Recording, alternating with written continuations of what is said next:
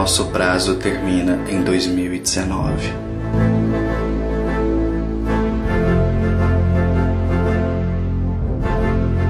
A pedido de Jesus, ministro da Terra na comunidade cósmica, diversos espíritos de elevada expressão espiritual estão vindo à Terra, alguns encarnando-se, para trazer o avanço que adquiriram e tecnologias que são utilizadas em outros mundos para desenvolver a humanidade.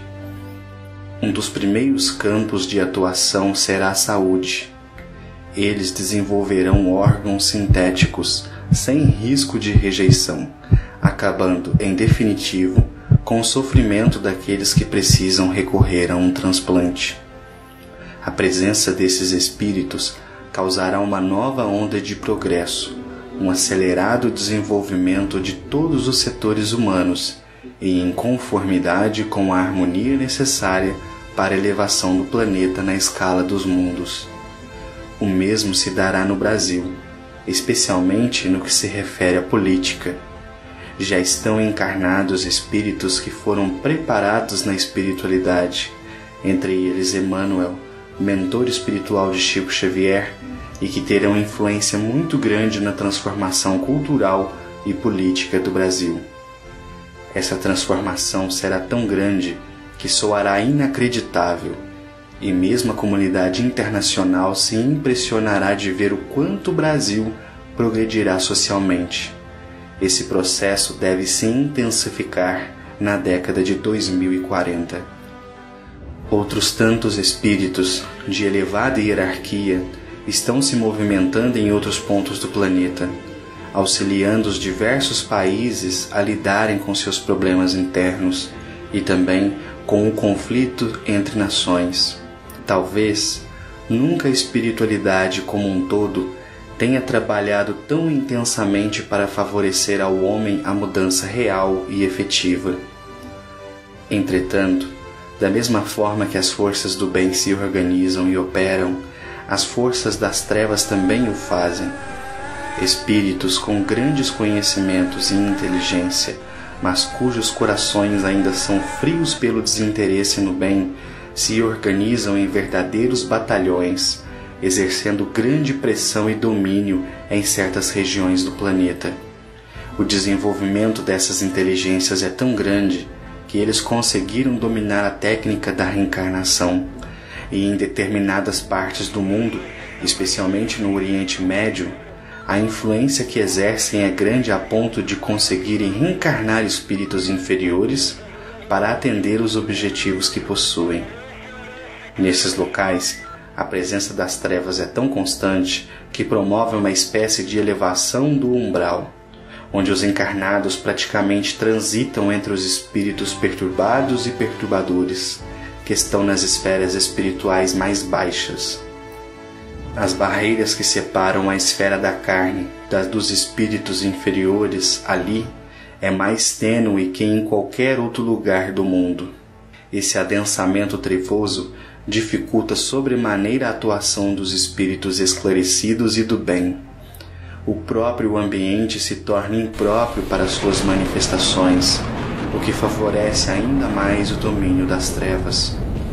Nesses locais, a forma mais efetiva de auxílio direto é a reencarnação de espíritos elevados, tarefa, aliás, penosa.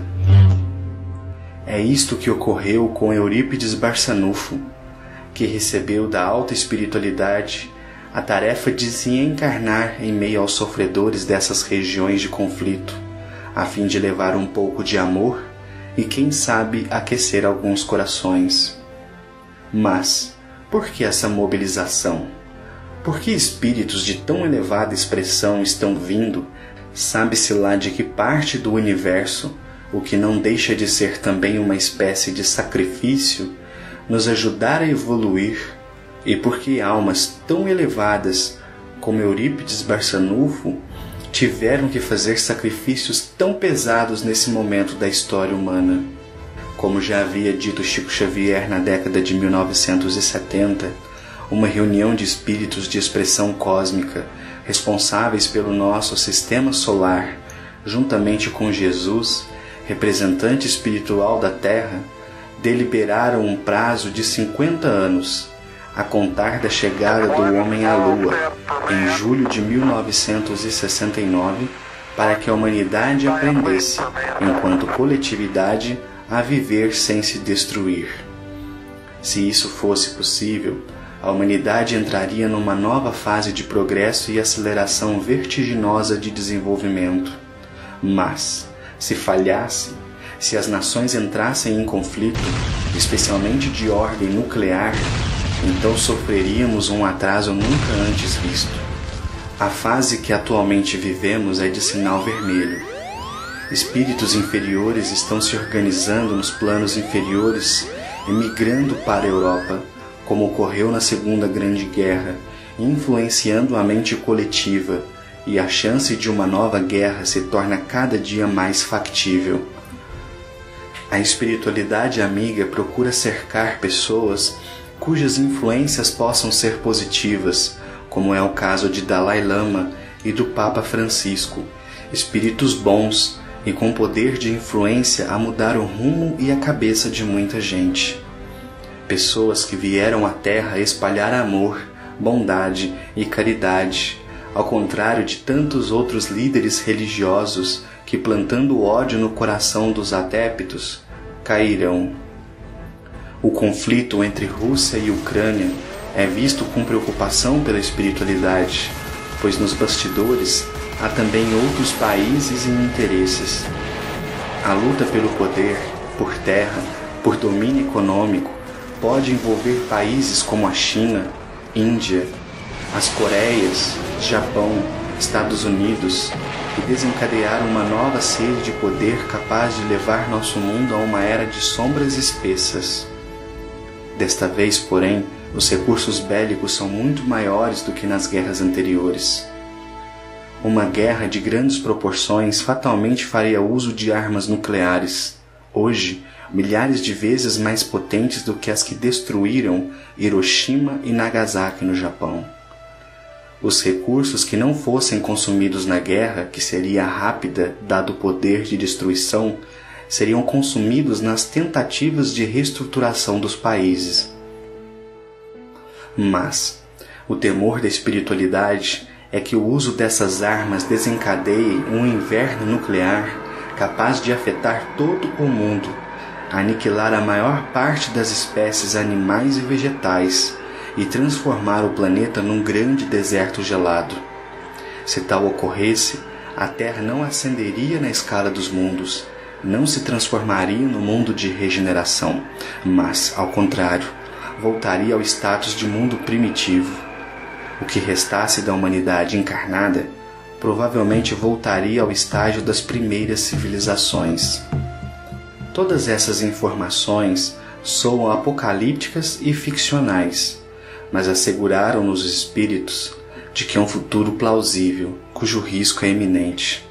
É por essa razão que a espiritualidade tem mobilizado tantas almas para ajudar a aplacar o ódio, plantando o amor. Mas, o que podemos fazer? Nesses últimos anos, até 2019, devemos nos esforçar sobremaneira no desenvolvimento de nós mesmos. Os religiosos são chamados a desempenhar um papel ainda mais atuante, seja em que campo for, em qualquer religião, na transformação de si mesmo e do ser humano. Devemos hoje, mais do que nunca, nos esforçar em nos melhorar, nos transformar, nos modificar em definitivo para o bem e orar. Os Espíritos nos pediram para que todos reservassem alguns minutos do seu dia, das suas orações habituais, dos cultos do Evangelho que fazem em casa, para pedir pela paz mundial, pedir que esses espíritos endurecidos possam ser auxiliados pela espiritualidade amiga, pois todo bom pensamento em favor da Terra contribui para que a atmosfera espiritual do planeta se torne melhor, mais propícia às boas influências espirituais.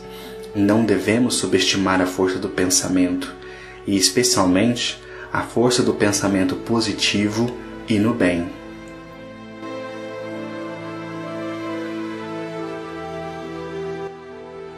Não devemos temer, Devemos trabalhar com fé e determinação, enquanto esse prazo não chega a termo.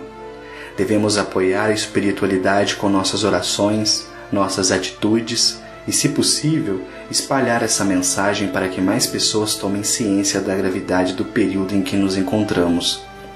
Tenhamos esperança de que esses anos passarão e que nada disso ocorrerá. Que nenhuma grande guerra ocorra. Que o bem consiga vencer o mal. Que esses espíritos endurecidos aceitem ajuda. E os que não aceitarem, que sejam retirados da terra para mundos adequados ao seu progresso espiritual.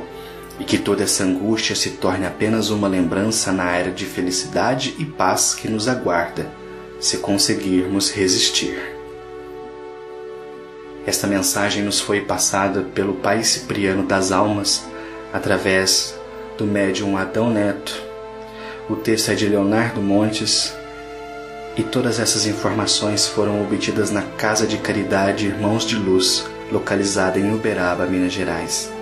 Se você quiser conhecer mais, acesse o nosso site www.estudoespiritualista.org. Que Deus nos abençoe.